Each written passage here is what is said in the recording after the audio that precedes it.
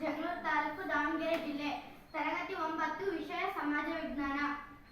ಈ ಒಂದು ಕಾರ್ಯಕ್ರಮದಲ್ಲಿ ಪಾಶ್ಚಾತ್ಯ ಧರ್ಮ ಎಂಬ ಪಾಠದಿಂದ ಆಶುಭಾಷಣ ಸ್ಪರ್ಧೆಯನ್ನು ಏರ್ಪಡಿಸಲಾಗಿದೆ. ದಿನಾಂಕ 16/7/2024, ವಾರ ಮಂಗಳವಾರ. ಮೊದಲನೆಯದಾಗಿ ಪ್ರಾರ್ಥನೆ, ಸಿಂಧು ಮತ್ತು ಸಂಗಡಿಗರು.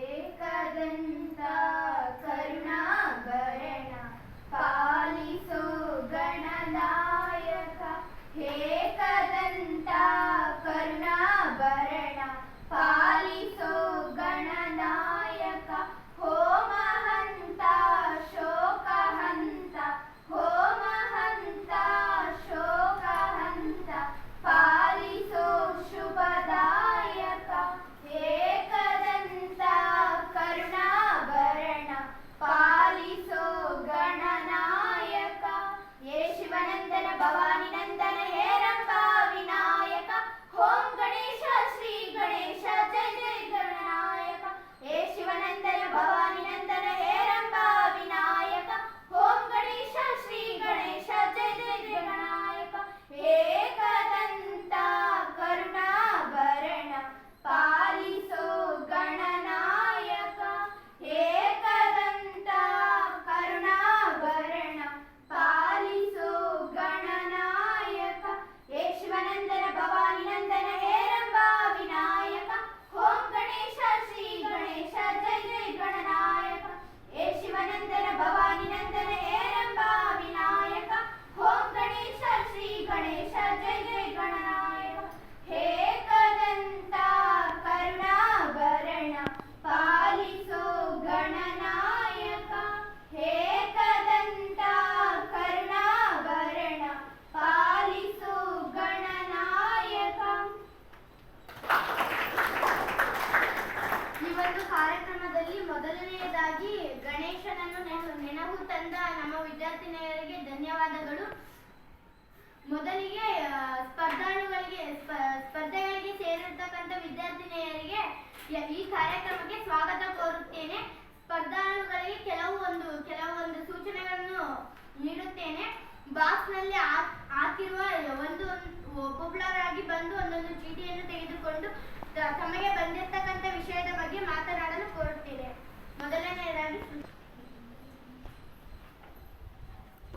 ಮೊದಲನೆಯದಾಗಿ ಬಾಕ್ಸ್ನಲ್ಲಿ ಹಾಕಿರುವ ಚೀಟಿಯನ್ನು ಒಬ್ಬೊಬ್ಬರಾಗಿ ಬಂದು ತಮಗೆ ಬಂದಿರತಕ್ಕಂಥ ವಿಷಯದ ಬಗ್ಗೆ ಮಾತನಾಡಲು ಹೇಳುತ್ತೇನೆ. ಚೀಟಿಯಲ್ಲಿ ಬಂದ ವಿಷಯದ ಮೇಲೆ ಕನಿಷ್ಠ 5 ನಿಮಿಷದಿಂದ 10 ನಿಮಿಷದವರೆಗೆ ಮಾತನಾಡಬೇಕು. ಚೀಟಿಯಲ್ಲಿ ಬಂದಿರತಕ್ಕಂಥ ವಿಷಯದ ಬಗ್ಗೆ ಮಾತ್ರ ಮಾತನಾಡಬೇಕು. ವಿಷಯಾಂತರ ಮಾಡಬಾರದು. ಈ ಸ್ಪರ್ಧೆಯಲ್ಲಿ ಗೆದ್ದ ಸ್ಪರ್ಧಾಳುಗಳಿಗೆ ಕೊನೆಯಲ್ಲಿ ಆಕರ್ಷಣಾ ಬಹುಮಾನ ವಿತರಣೆ ನೀಡಲಾಗುತ್ತದೆ.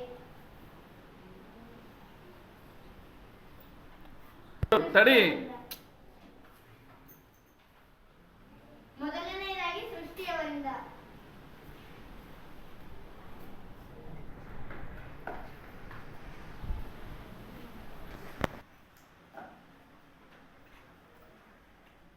ನನಗೆ ಬಂದಿರುವ ವಿಷಯ ಯಹೂದಿ ಧರ್ಮದ ಬಗ್ಗೆ ಹೇಳಲು ಎಂದು ಬಂತು. ಯಹೂದಿ ಧರ್ಮ ಯಹೂದಿ ಧರ್ಮದ ಬಗ್ಗೆ ನಿಮಗೆಲ್ಲರಿಗೂ ನಾನು ತಿಳಿಸಿಕೊಡುತ್ತೇನೆ. ನನ್ನ ಹೆಸರು ಸೃಷ್ಟಿ GS. 9ನೇ ತರಗತಿಯನ್ನು ಓದುತ್ತಿದ್ದೇನೆ. ಶ್ರೀ ಶಂಭು ಸಿದ್ದೇಶ್ವರ ಪ್ರೌಢಶಾಲೆ, ಅಸ್ಕೋಡು. ಯಹೂದಿ ಧರ್ಮ ಪಾಶ್ಚಾತ್ಯ ಜಗತ್ತಿನಲ್ಲಿ ಅತ್ಯಂತ ಪ್ರಾಚೀನ ಧರ್ಮ ಎಂದರೆ ಯಹೂದಿ ಧರ್ಮ. ಯಹೂದಿ ಧರ್ಮ ಅಥವಾ ಜುಡಾಯಿಸಂ ಎಂದು ಕರೆಯುತ್ತಾರೆ. ಇದರ ಅನುಯಾಯಿಗಳು ಜುಗಾಳ ಅಥವಾ ಯಹೂದಿಯರು ಎನ್ನುತ್ತಾರೆ. ಯಹೂದಿಯರು ಆದಿಮ ಭಾಷೆಯನ್ನು ಹಿಬ್ರು ಎನ್ನುತ್ತಾರೆ. ಇವರ ದೇವರನ್ನು ಯಾವೆ ಎಂದು ಕರೆಯುತ್ತಾರೆ. ಅಬ್ರಾಮ್ ಅಥವಾ ಇಬ್ರಾಹಿಂ ಎಂಬ ಮೂಲ ಪುರುಷ ಹಾಗೂ ಮೊಸೆಸ್ ಇವರ ಪ್ರವಾದಿ. ಈ ಧರ್ಮದ ತತ್ವಗಳು ಹಾಗೂ ಪರಂಪರೆಗಳ ಮುಂದಿನ ಉಗಮಯಿಸಿದ ಕ್ರೈಸ್ತ ಮತ್ತು ಇಸ್ಲಾಂ ಧರ್ಮಗಳ ಎರಡಕ್ಕೂ ಬುನಾದಿಗಳಾಗಿವೆ. ಅಬ್ರಾಮ್ನನ್ನು ಪ್ರಮುಖವಾಗಿ ಕಾಣುವ ಈ ಮೂರು ಧರ್ಮಗಳ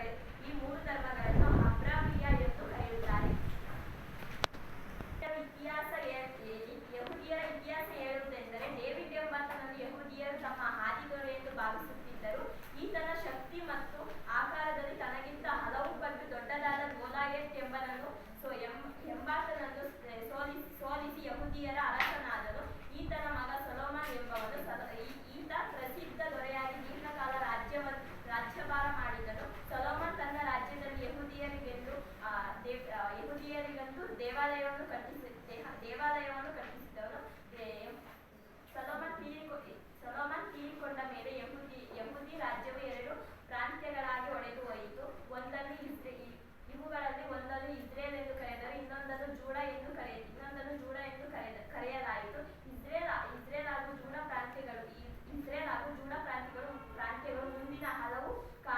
ಮುಂದಿನ ಹಲವು ಶತಮಾನಗಳ ಕಾಲದವರೆಗೂ ಒಂದಿಲ್ಲದೊಂದು ಆಕ್ರಮಣಕ್ಕೆ ಪ್ರಾಂತ್ಯಗಳಷ್ಟೇ ಅಲ್ಲದೆ ಯುರೋಪ್, ಏಷ್ಯಾ, ಆಫ್ರಿಕಾದಂಥ ಸುತ್ತಮುತ್ತಲಿನ ಖಂಡಗಳಲ್ಲಿಯೂ ಚೆದರಿ ನೆಲೆಸಬೇಕಾಯಿತು. ಹೀಗೆ ಯಹೂದಿಯರ ನಾಗರಿಕತೆ ಎಂದರೆ ಅಸ್ತಿತ್ವಕ್ಕಾಗಿ ಹೋರಾಟದ ಕಥೆಯಾಗಿದೆ. ಎರಡನೇ ಮಹಾಯುದ್ಧದ ಸಮಯದಲ್ಲಿ ಜರ್ಮನಿಯ ಸರ್ವಾಧಿಕಾರಿಯಾಗಿದ್ದ ಹಿಟ್ಲರ್ ಸುಮಾರು 60 ಲಕ್ಷ ಯಹೂದಿಯರುಗಳನ್ನು ಕೊಲ್ಲಿಸಿದನು. ಎರಡನೇ ಮಹಾಯುದ್ಧ ಮುಗಿದ ಬಳಿಕ ವಿಶ್ವಸಂಸ್ಥೆಯ ನೆರವಿನೊಂದಿಗೆ ಯಹೂದಿಯರಿಗೆಂದೇ ಇಸ್ರೇಲ್ ಎಂಬ ರಾಷ್ಟ್ರವನ್ನು ನಿರ್ಮಿಸಲಾಯಿತು. ಪ್ರಪಂಚದಾದ್ಯಂತ ಹರಡಿ ಹೋಗಿದ್ದ ಯಹೂದಿಯರಿಗೆಂದೇ 3000 ವರ್ಷಗಳ ನಂತರ ತಮ್ಮದೇ ಎಂಬ ಮಾತೃಭೂಮಿ ದೊರಕಿತು. ಇಬ್ರೂ ಬೈಬಲ್ ಯಹೂದಿಯರ ಮೂಲ ಪವಿತ್ರ ಗ್ರಂಥವಾಗಿದೆ. ಇದನ್ನು ವರ್ಲ್ಡ್ ಟೆಸ್ಟ್ಮೆಂಟ್ ಎಂದು ಕರೆಯಲಾಗುತ್ತದೆ. ಇದರಲ್ಲಿ 3 ವಿಭಾಗಗಳಿವೆ: ಕಾನೂನು, ಬರಹಗಳು ಹಾಗೂ ಪ್ರವಾದಿ ಮೋಸೆಸ್ ನುಡಿಗಳು. ಇವು ಯಹೂದಿಯರು ವಿಧಿಸುವ 10 ಕಟ್ಟಳೆಗಳೆಂದರೆ: ಯಾವೇ ಹೊರತು ಬೇರೆ ದೇವರಿಲ್ಲ, ಮೂರ್ತಿ ಪೂಜೆ ಸಲ್ಲದು, ದೇವರ ಹೆಸರಿಗೆ ಕಳಂಕ ತರಬಾರದು, ಸಬ್ಬತ್ ದಿನವನ್ನು ಪವಿತ್ರವೆಂದು ಪೂಜಿಸಬೇಕು, ತಂದೆ ತಾಯಿಗಳಿಗೆ ಗೌರವವನ್ನು ಕೊಡಬೇಕು, ವ್ಯಭಿಚಾರ ಸಲ್ಲದು, ಕೊಲೆ ಮಾಡಬಾರದು, ಸುಳ್ಳು ಹೇಳಬಾರದು, ಕಳ್ಳತನ ಮಾಡಬಾರದು, ಅಸಹ್ಯ ಪಡಬಾರದು. ಇವೆಲ್ಲವೂ ಯಹೂದಿಯರು ವಿಧಿಸುವ 10 ಕಟ್ಟಳೆಗಳು. ಧನ್ಯವಾದಗಳು.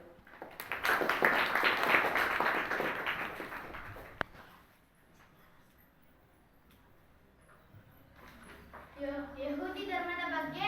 ಈ ಒಂದು ಧರ್ಮದಲ್ಲಿ ಮೂಲ ಪುರುಷ ಯಾರು ಮತ್ತು ಈ ಒಂದು ಧರ್ಮವನ್ನು ಯಾವ ಹೆಸರಿನಿಂದ ಕರೆಯುತ್ತಾರೆ? ಈ ಒಂದು ಧರ್ಮದಲ್ಲಿ ವಿಧಿಸುವ ಕಟ್ಟಳೆಗಳು ಅನೇಕ ವಿಷಯಗಳನ್ನು ಹೇಳಿದಂತ ಸೃಷ್ಟಿಯವರಿಗೆ ಧನ್ಯವಾದಗಳು. ನೆಕ್ಸ್ಟ್ ಮಾಂತೇಶ್ ಅವರು.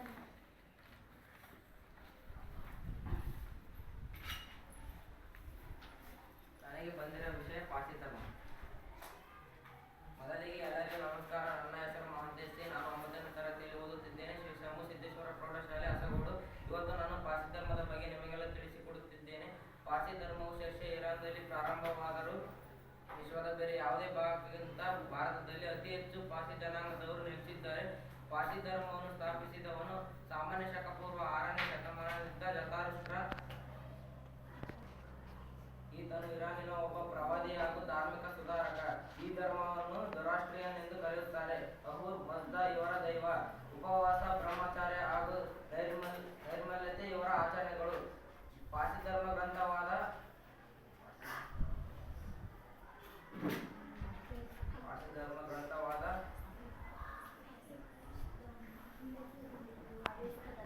ಸಾಹಿತ್ಯವನ್ನು ಕಾಲ್ತಾ ಎನ್ನುವರು. ಹಾಗೆ ಪೂಜೆ, ಆರಾಧನೆ, ಆಚರಣೆಗಳಿಗೆ ಸಂಬಂಧಿಸಿದ ಭಾಗಗಳನ್ನು ಎಷ್ಟು ಎನ್ನುತ್ತೇವೆ. ಧನ್ಯವಾದಗಳು.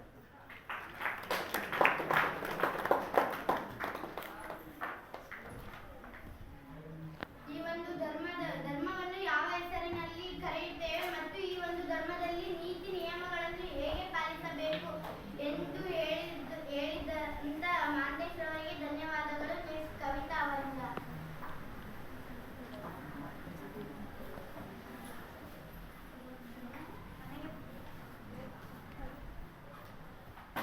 ನನಗೆ ಬಂದಿರ್ತಕ್ಕಂಥ ವಿಷಯ ಕ್ರೈಸ್ತ ಧರ್ಮ.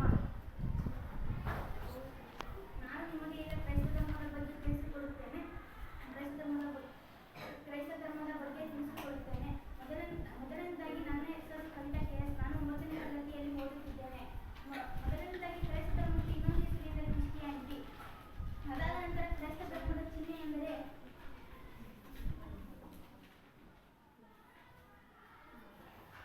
ಇದನ್ನು ಕ್ರೈಸ್ತ ಧರ್ಮದ ಚಿಹ್ನೆ ಎಂದು ಕರೆಯುತ್ತಾರೆ. ಅದಾದ ನಂತರ ಕ್ರೈಸ್ತ ಧರ್ಮದ ಸ್ಥಾಪಕರು ಜೀಸಸ್ ಯೇಸು ಕ್ರಿಸ್ತರು. ಯೇಸು ಕ್ರಿಸ್ತರ ತಂದೆ ಜೋಸೆಫ್, ತಾಯಿ ಮೇರಿ. ಇವರು ಹುಟ್ಟಿದ ಸ್ಥಳ ಬೆತ್ಲೆಹೇಮ್. ಜೀಸಸ್ ಅವರು ಅರಾಮಿಕ್ ಮತ್ತು ಸೆಮಿಟಿಕ್ ಭಾಷೆಗಳನ್ನು ಬಲ್ಲವರಾಗಿದ್ದರು.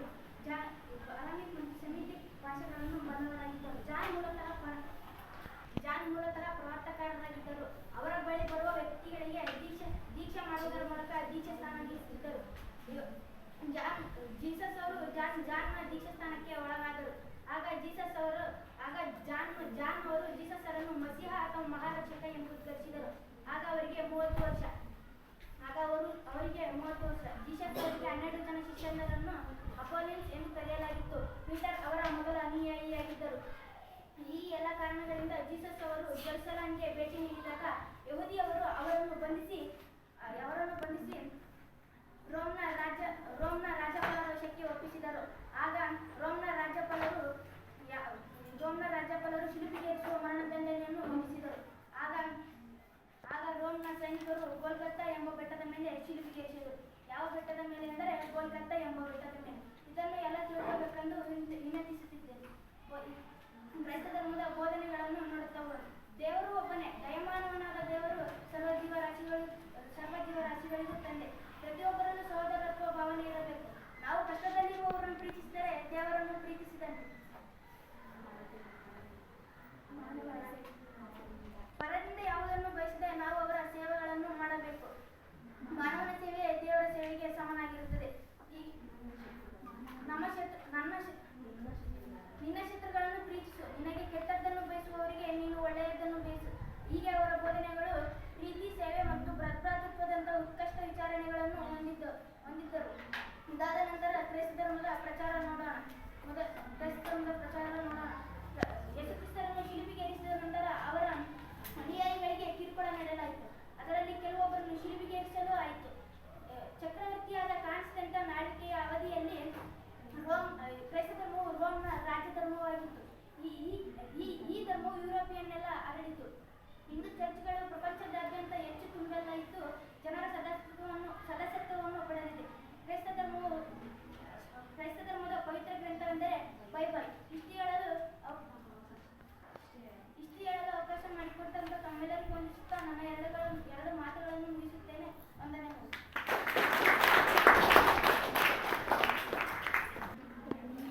ಯೇಸು ಕ್ರಿಸ್ತರ ತಂದೆ ಮತ್ತು ಯೇಸು ಕ್ರಿಸ್ತರ ತಾಯಿಯವರ ಬಗ್ಗೆ ತಿಳಿಸಿ.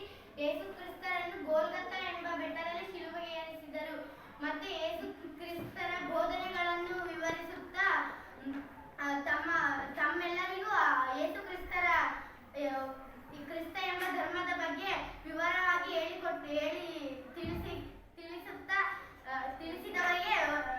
ತಿಳಿಸಿದ ಕವಿತಾವಳಿಗೆ ಧನ್ಯವಾದಗಳು. ನೆಕ್ಸ್ಟ್ ವಿದ್ಯಾ ಅವರಿಂದ.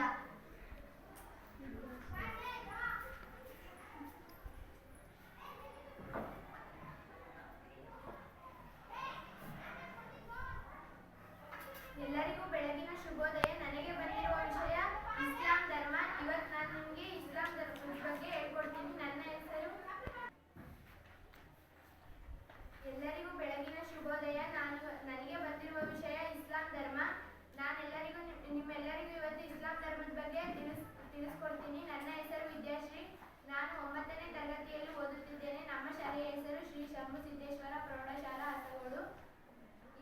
ಇಸ್ಲಾಂ ಧರ್ಮ ಪ್ರಾರಂಭವಾಗಿದ್ದು ಅರೇಬಿಯಾ ದೇಶದಲ್ಲಿ.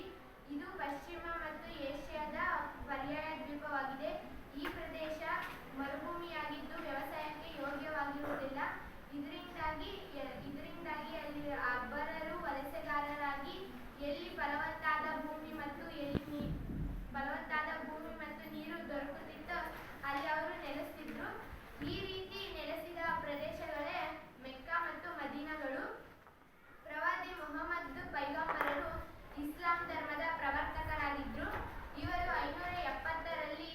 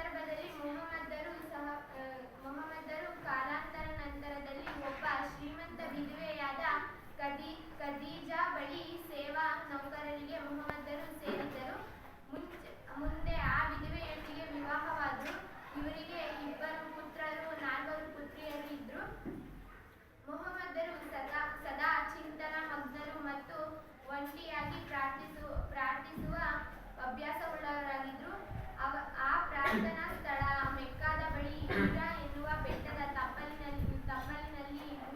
ತಪ್ಪಲಿನ ಗುಹೆಯಾಗಿತ್ತು.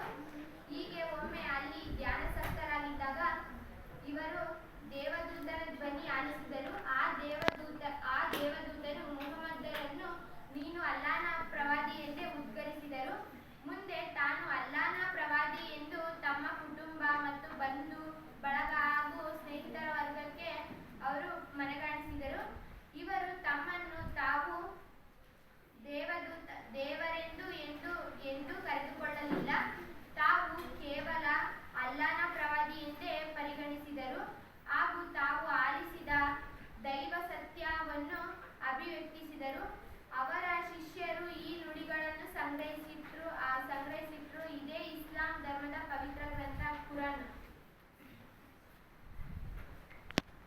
ಹಾಗೆ ಮೆಕ್ಕಾದ ಸಾಂಪ್ರದಾಯಿಕ ವರ್ಗ ಇವರನ್ನು ವಿರೋಧಿಸಲು ಆರಂಭಿಸಿತು.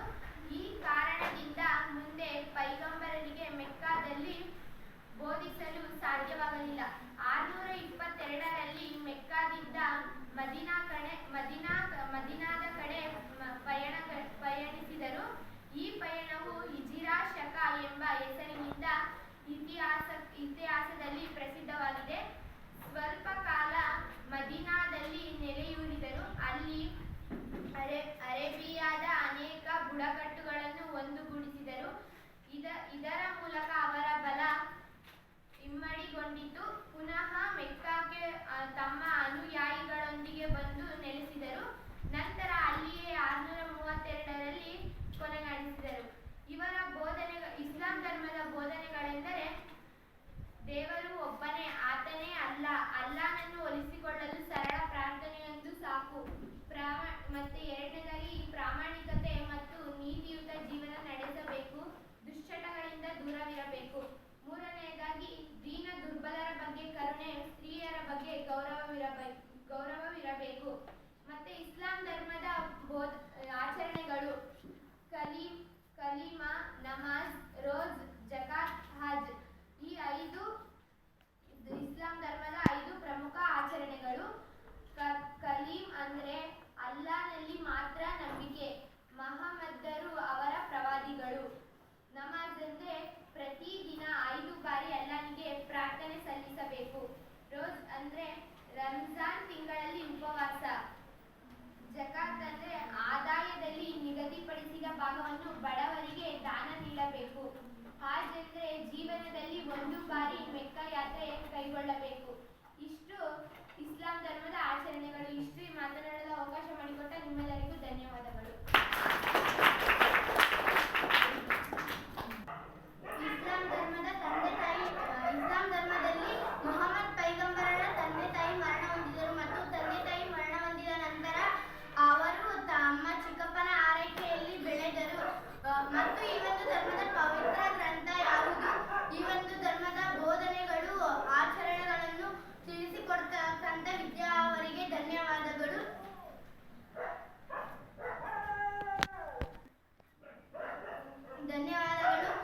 ಮೊದಲನೆಯದಾಗಿ ಸೃಷ್ಟಿ ಯಹೂದಿ ಧರ್ಮದ ಬಗ್ಗೆ ಮಾತನಾಡಿದರು. ಅನೇಕ ವಿಷಯಗಳನ್ನು ತಿಳಿಸಿಕೊಟ್ಟರು. ಪಾರ್ಸಿ ಧರ್ಮದ ಬಗ್ಗೆ ಮಾಂತೇಶ್ರವರು ಮಾತನಾಡಿದರು. ಕ್ರೈಸ್ತ ಧರ್ಮದ ವಿಚಾರವಾಗಿ ಕವಿತಾ ಅವರು, ಇಸ್ಲಾಂ ಧರ್ಮದ ವಿಚಾರವಾಗಿ ವಿದ್ಯಾ ಅವರು ಮಾತನಾಡಿದರು. ಈ ಒಂದು ಸ್ಪರ್ಧೆಗೆ ಸೇರಿದ ಈ ಸ್ಪರ್ಧೆಯಲ್ಲಿ ಜಯಗಳಿಸಿದ ವಿದ್ಯಾರ್ಥಿಗಳ ಹೆಸರನ್ನು ಮುಂದಿನ ಸ್ಪರ್ಧೆಯ ದಿನಾಂಕದಂದು ಘೋಷಿಸಲಾಗುತ್ತದೆ. ಎಲ್ಲ ಸ್ಪರ್ಧಾರ್ಥಿಗಳು ತಮಗೆ ನೀಡಿರುವ ಸಮಯವನ್ನು ಸದುಪಯೋಗ ಪಡೆದುಕೊಳ್ಳಿ ಎಂದು ತಮ್ಮಲ್ಲಿ ವಿನಂತಿ. ಈ ಒಂದು ಸ್ಪರ್ಧೆಗೆ ಸೇರಿದ ವಿದ್ಯಾರ್ಥಿನಿಯರು